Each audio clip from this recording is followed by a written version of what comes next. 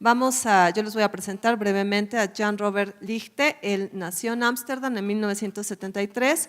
Él es un artista que trabaja con toda su materia, su materialidad, su materia de trabajo está en internet.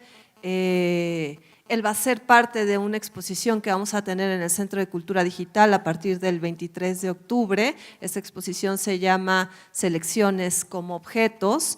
Esta exposición se va a inaugurar este día, el 23, y la inauguración va a consistir también en la intervención, una lectura sonora de Alexander Bruck, de una de las 3 obras que van a estar expuestas de Leegte ahí en el centro. El trabajo de Jan Robert Leegte se caracteriza por producir materiales con los espacios intermedios, con la fisicalidad y la virtualidad, y él hace un uso muy particular de ciertas simbologías o ciertos elementos, tal cual como materiales, que son su material de trabajo, como son las interfaces, las arquitecturas digitales, el código y la ornamentalidad también. Su trabajo investiga las ventanas, investiga ciertas gestualidades que tenemos nosotros muy asumidas como usuario. Él hace como una detección y detención de estos momentos clave en nuestra gestualidad. Ayer Amaranth hablaba como del trabajo, digamos, de la importancia de este zoom que ya hace también en la gestualidad de la mano. Entonces, en una serie de gestos que tenemos y que se reproducen o tienen un efecto en la pantalla, él usa precisamente como toda esta construcción como elementos de su arte. Y pues ya te dejo, Jan Robert, para que nos cuentes algo. First of all, thanks Cynthia for inviting me, and what honor to be your study object, and I will prove to be worthy. And what an honor to be the last speaker.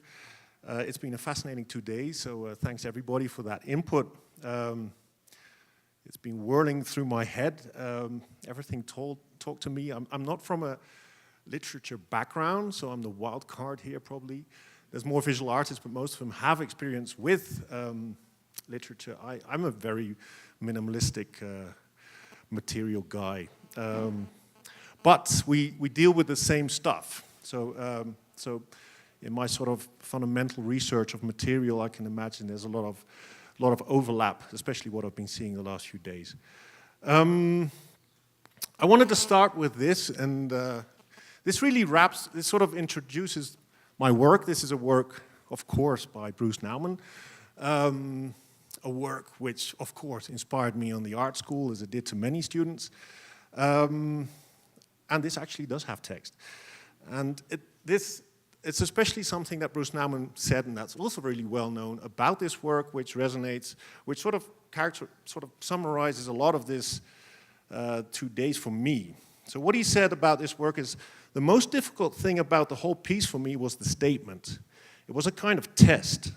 Like when you say something out loud to see if you believe it. And once written down, I could see that the statement was on one hand a totally silly idea, and yet on the other hand I believed it. It's true and not true at the same time. It depends on how you interpret it and how serious you take yourself. For me, it's still a very strong thought. This ambivalency is something which came up a lot these 2 days. It's something which characterizes a lot about my work, about digital materiality. I mean, the whole concept of digital materiality is, of course, very ambivalent, sort of, come on, it's just pixels and bits. But it's far more than that, and we've been talking about that. So then we talked about the hardware versus the software, of course, the whole political issue of the hardware underlying the software. So there's a lot of ambivalence. So I think Bruce Nauman sort of introduced that really well. Let's enter the next phase. This is a quite recent work I'd like to start with, and then we're going way back. It's called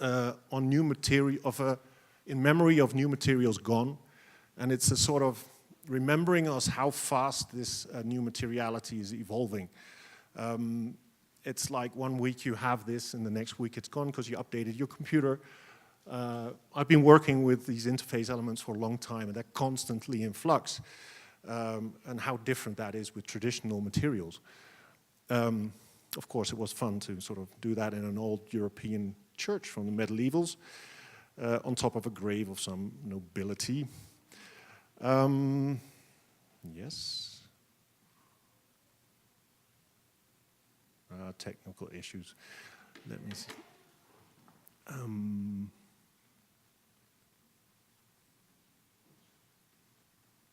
Okay.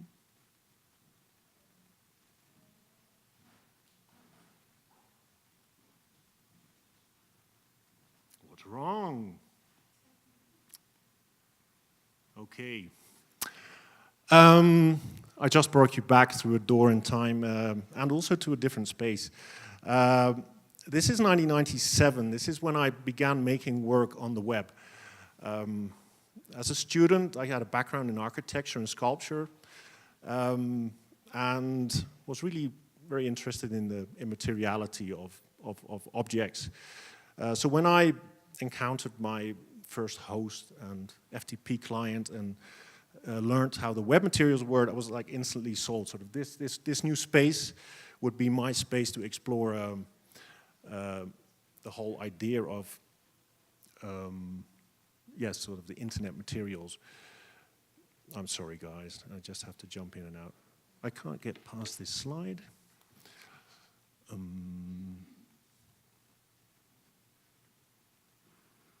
Yeah.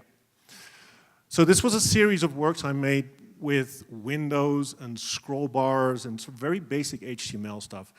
As you see, it's called Untitled. It's a diptych. It's two planes sort of defined by the scroll bars surrounding them. The scroll bars of course suggest a larger space. So it's basically a work of two spaces. I did a whole series of these. Let me see, is another way? Okay. Long live the technology, it's really against me. Let me see. Maybe there's a way, because then I lose my notes. It's going to be one big improv. Well, that's good to end the week on.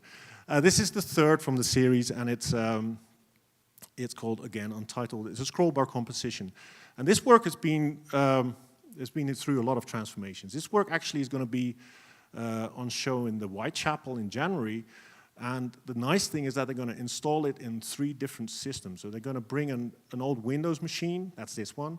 They're going to do an old iOS, an old Mac system with the Aqua scroll bar, and they're going to do the contemporary one with the very thin little iOS scroll bars.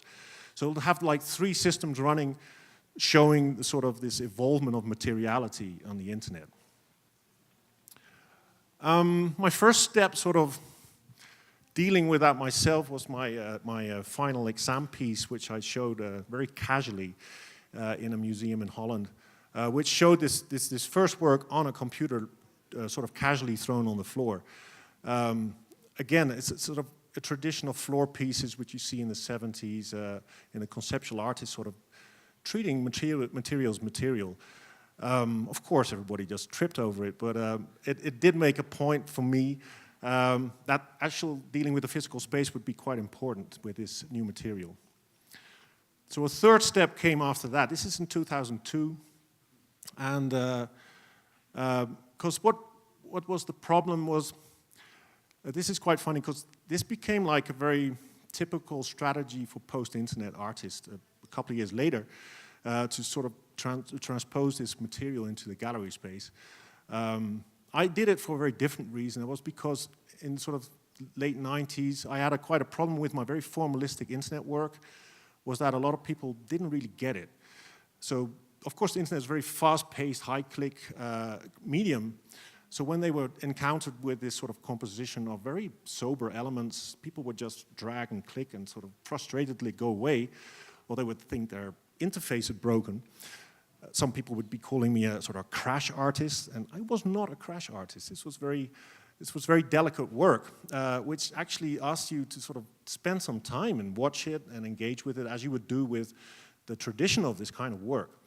So out of that frustration, I was thinking, okay, maybe I'm making the wrong kind of work and the wrong kind of medium. Maybe I understand it, but I will have to transform it to make it work. So I externalized it into the gallery space. So I got a projector, I got a bit of wood, painted one side white, put it on the ground, very simply projected the work out of the computer, and that did work. People actually would take the time, would understand the materiality of the stuff.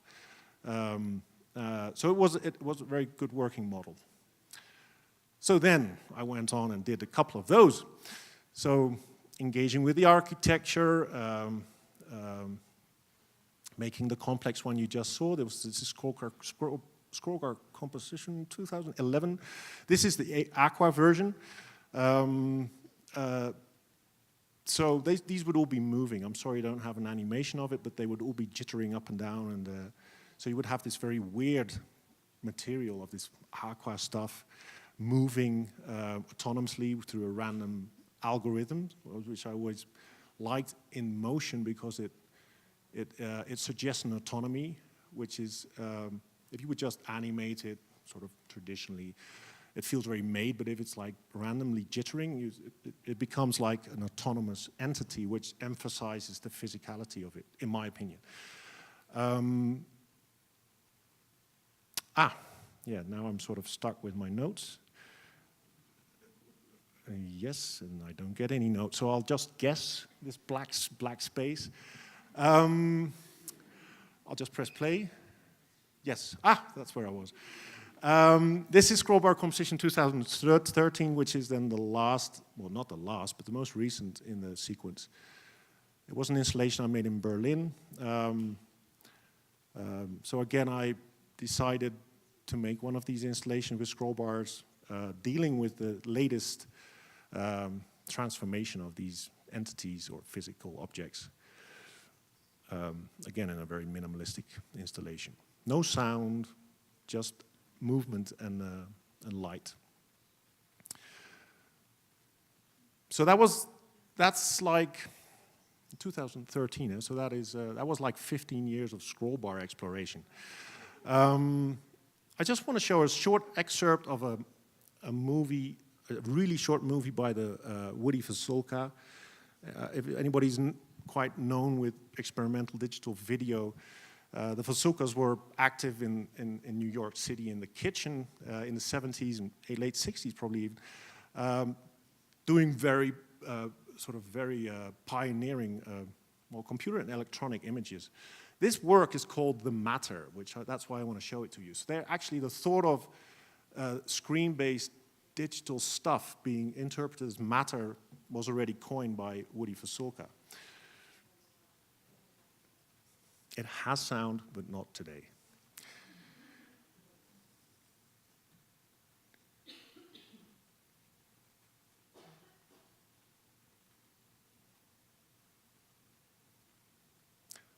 What I love about this is if you delve into certain pockets of post-internet art in New York City, it has a very similar aesthetic. So it's amazing that in this amazing jump, this work is made.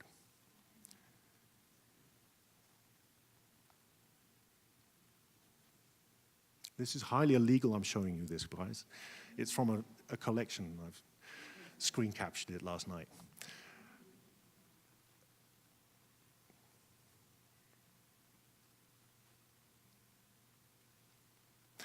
And why I wanted to show you this, because as I think where this is a very important thing to know, sort of this material notion of the digital is quite old.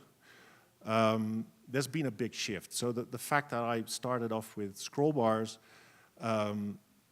already sort of betrays what has happened. So, because what the early pioneers in computer imagery were doing was first generating images. And these scroll bars are made by large companies, in this case Apple or Windows. So it's this sort of interface revolution which came a lot later. I mean, we were working on command prompts until the late 80s. Of course, still from a long tradition, of course, but till finally Apple introduced it to a larger public, the graphical interface, and that changed a lot. So, of course, the internet came way after that again, so the whole internet is rooted in this graphic interface culture, and that is a lot of the materiality I'm referring to, which is very different from what the Fasulkas were doing. There just wasn't any interface culture back then. So what you see here is like stripped websites. This is Rhizome, by the way. If anybody can remember, this is what Rhizome looked like in 90 or in 2000 or something. I basically just stripped the content out of these websites quite roughly. So you see some letters as dust sort of remaining in these empty shells to sort of reveal the structure of a website. Here's playboy.com, way, way long ago. Sorry about that. So this material, this now I've sort of told this sort of this interference of this interface cultural material. Working in the web, I, of course, was dealing with basic HTML stuff. So the scroll bar came, of course, from the operating system. This is, oops, let me see if I can, that's not how it's going to work.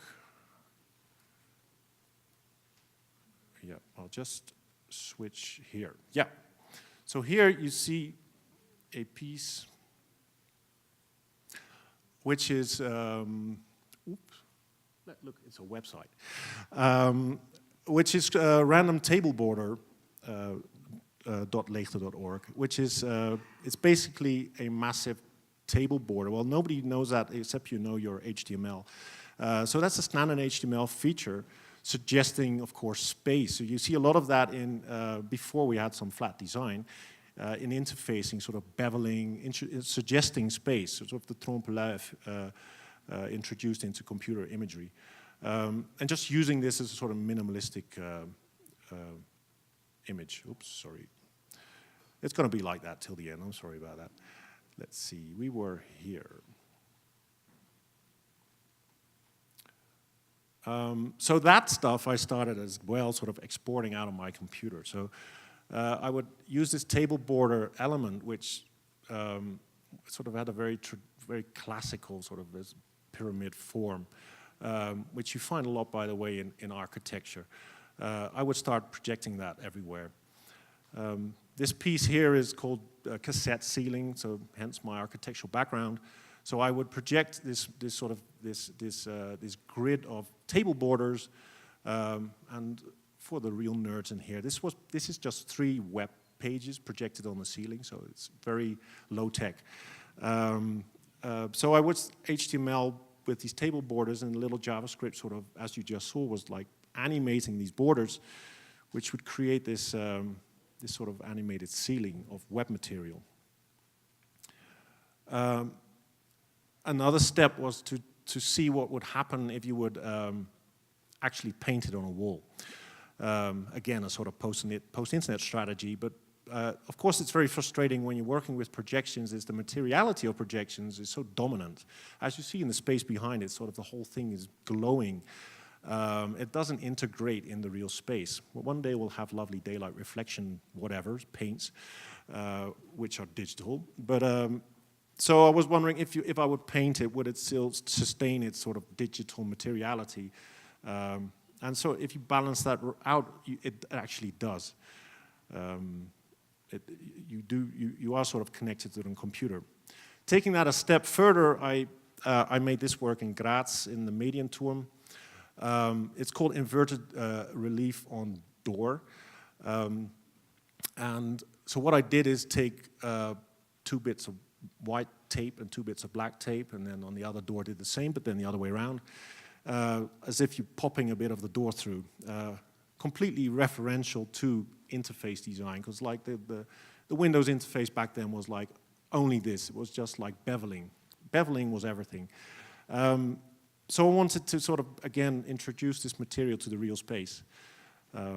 We were talking about simple art yesterday evening, I think. So this work took me about 15 minutes. And there were guys installing multimedia installations, weeks of work. So they were really pissed off. Me sitting in the sun, drinking my beer. But it's one of my favorite works, so it really doesn't matter. This is another work. It's a similar one I was trying out in Alexandria in Egypt. It's called the Silent Ornamental Revolution, because I was really into ornaments back then. It's sort of interpreting interface elements as ornamentary, which it is basically, and sort of putting that back into real space. So here I had like this modular poster with a black and a white line, and then you could just make all kinds of interface elements. You could stick them on the street. So here's a more elaborate one where I sort of created this popping and pushing of buttons on the walls of Egypt, which was exciting to do, anecdotically, because one doesn't do street art in Egypt. It's unknown of. So my students, they were helping me. They were ecstatic to the whole concept. So I hope I haven't ruined the country here. But I think General CC will take care of that. And here we have, again, a new material. It is the material, the selection marquee from Photoshop, for the people who work with Photoshop. Also in other software you'll tend to find it, but it's really well known in Photoshop, because what you do is basically you select an area of a photograph which you want to edit or do something to. And again, it's an interface material. And this is sort of a later phase when I sort of became more interested in the sort of really new materials, because like the buttons, they're simulacra of the real buttons in real space. So they're very one-dimensional copies. This stuff is really quite weird. So this is a manifestation of the selective capacity of our brain. Sort of, it's a cognitive manifestation. Sort of that, and then you have like this little walking ants around it. And of course, it's a very practical tool, but to sort of define it in terms of materiality is quite weird. And that's where, of course, it becomes interesting if you start using that in different contexts. So here's a grid of selections, again, on a wall in Alexandria. Here I switched again to different materials. So here was the poster version of this selection I was sticking on the walls. And here's a web-based work, which I actually made after that. So my methodology is really starting to shift. So in the beginning it was like web, and then in space, and then maybe make it into a non-digital material. And now it's like up and down. So I might start physical, end up on the web, go back to space, do a web-based version again. So this we should see in real life. It's more fun. So this was, that work we just saw is called The Act of Selecting Objectify.com, which is quite a mouthful. But it's a second version. The first one was called the selection as an object, and this is the act of selecting. So it's actually an interactive work. So what you can do is you can make a selection, but the selection itself has become the object by adding a drop shadow on a fake gallery wall. So a really weird minimalistic study of materiality. Before I lose it, somewhere down here. Yeah. Yeah, so this is another work. So while we're out in the browser, this is concentric selections of gradient. So here's another more applied version of this material. So that's also what I'll be doing. I'll sort of make sort of a basic statement of the material, sort of what actually is it, sort of define it, and then use it as a tool to make a formal work. So in this case, it's like a whole bunch of selective or selection marquees in each other on a gradient background. And then you get like sort of the interesting thing, switching back to real space, sort of, oh yeah, sorry about that, click here. So then you project that thing again, and it completely does a different thing. Sort of, the gradient gets a more spatial effect, and the selection marquee has suddenly a different domain. The next stuff I would like to talk about is then even more complicated one, is the It's sort of API-driven material. So there's what we were just showing is like real interface elements. And now you're sort of tapping into sort of proprietary material. So this is like, this is called Google Maps as a sculpture.com. What I did, it's a succession on bluemonochrome.com, which was shown yesterday. So this work just grabs iframes with Google Maps randomly dispersed over the planet. So what it does, it grabs a random location on the planet and it has a sort of offset and grabs a few areas around it, so it has the same material feel, and just sticks them on a cube, a three-dimensional cube, and rotates it slowly in a gallery space. What is very nice about this, was sort of tongue-in-cheek referential to Andy Warhol, but you have, of course, it's so nice that this material comes with its own signage. So you have like the Google signage at the bottom, and it's sort of the terms of use, which is then added to your sculpture. So it's very clear that the sculpture is partly owned by me, but partly also owned by Google. And then it's when it suddenly this material becomes a bit political. Oops. Yeah. Ah, yeah, there it is. So this was a work I made before bluemonochrome.com, which, of course, a reference to Yves Klein. Again, it takes a random position in the Pacific Ocean. So I've made an algorithm which just grabs a part of the Pacific Ocean each time. So the painting is unique each time if you visit the page. But of course, it has all these object trouvé elements in it. Well, the Google elements are still in the painting. So it's confusing. It's sort of, especially because you're referring to Yves Klein. And I mean, we're talking about the Pacific Ocean. If there's something deep and mystical, it's that. I mean, you can have some blue powder on a painting, but the Pacific Ocean beats that by any means. But then suddenly it's also commercialized as this Google project. So that makes it confusing dealing with these sort of available materials on the web.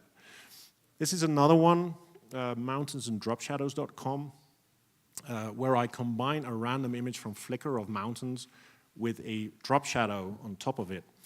So again, each time you visit, you get a different painting, or composition, or whatever you want to call it, where this drop shadow sort of interacts with a mountain image. Here's another example.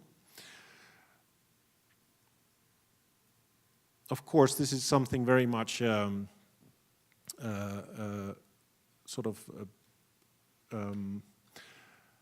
this entering the area of copyright very much. Of course, we're sort of grabbing stuff off the net and using it in a new work. That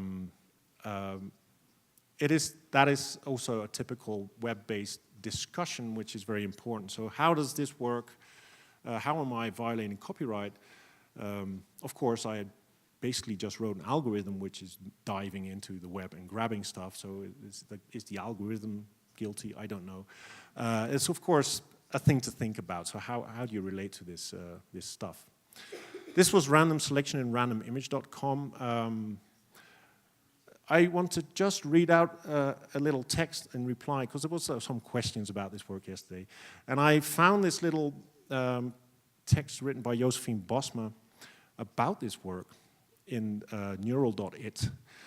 By highlighting random areas with random images from Flickr, he both undermines and reinstates Roland Barthes' idea of the punctum in photography. The notion of the manifested or materialized cognitive process of selecting intrigues me. I just said that. Also, the punctum is no longer a purely immaterial social or psychological phenomenon, but it merges fluidly with an encoded and embedded media material reality. Images, in particularly photographs, have lost a great deal of their magic and appeal since they started flooding the net. By taking them as raw matter for the new camera, the computer software, and the new eye, the network, images are reinvigorated. In random selection, Leegte brings back the elements of surprise to each photograph by robbing us of our alleged privilege of being at the basis of our own point of view, our own gaze, literally. I think she put that really nicely, because that was like one of sort of the ambitions of the work, was really to force this, to create this weird point of focus. That's why I was talking about the selection marquee. So the nice thing about the work is if you would visit it, it loads the page, and then it imposes this selection. So you're very much sort of being overruled by something else looking, which in this case is the algorithm. Some nice examples. So here you see a bunch of guys playing with dominoes, and this guy's shoes are apparently very interesting to my algorithm. Again, this very romantic image with a bunch of trees. And that brings me to sort of the last sequence. I'd like to discuss again, the complicated relation between web-based work and the gallery space. It's always been in a constant fight. I remember, as from the 90s, as from really the early sorts, it was always this problem, how do you present the work in the gallery space? This is a recent, couple of years back, a show I did in a gallery in Rotterdam, Gallery Joey Ramon, where I really wanted to play with these ideas. So what you see here is a freaky mix-up of in and outs of the web. So here you have like a wallpaper of selection as an object. So basically what I did is the web-based work, to get this material to work, you have to simulate it in a computer system. So you have like your selection marquee with the drop shadow. So I add a fake gallery wall. So now the fake gallery wall is stuck on a real gallery wall with this work on top. So it becomes a bit weird there. And it becomes a little more confusing because back here I took my own website, portfolio website, as a installation. So the work, it's called www.leegte.org as an installation. And again, I wanted to really confuse where the origin of the artwork. So where is the artwork? And that is something which I think due to the web especially, it's very confusing.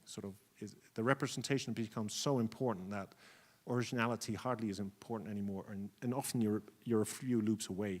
So this work, and I have a detail of it. So what I did is take my thumbnails of my website and made limited edition prints of them and stuck them on the wall and projected the website on top of it, which was lively updating.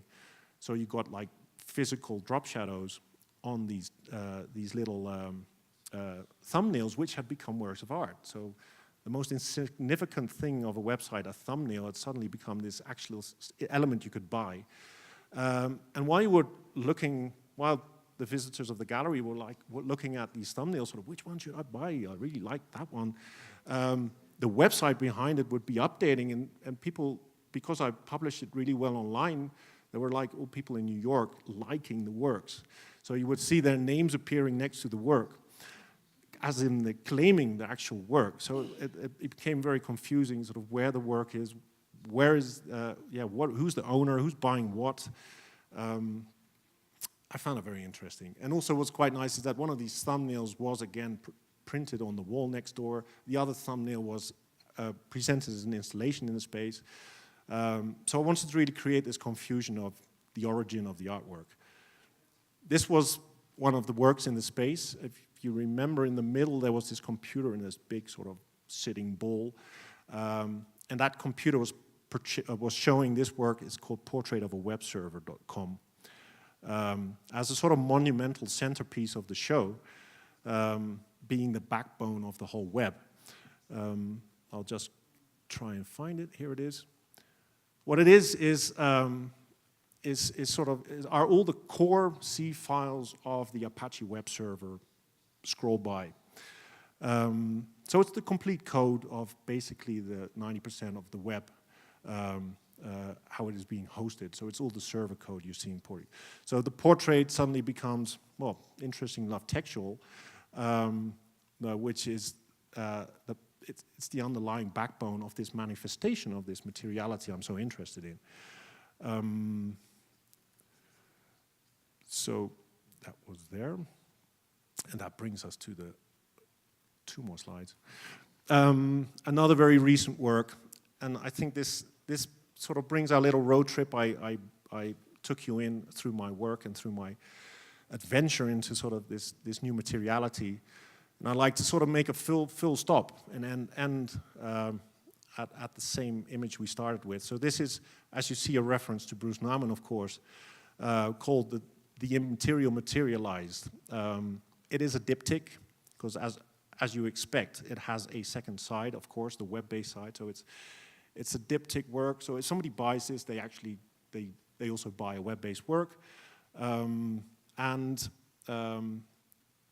I try to sort of encapsulate this whole problem we started off with, this ambivalence of materiality, of true materiality, of the digital, of the ethical aspects into this sort of simple work. So this is the online version, and it speaks for itself, I think. Thank you very much.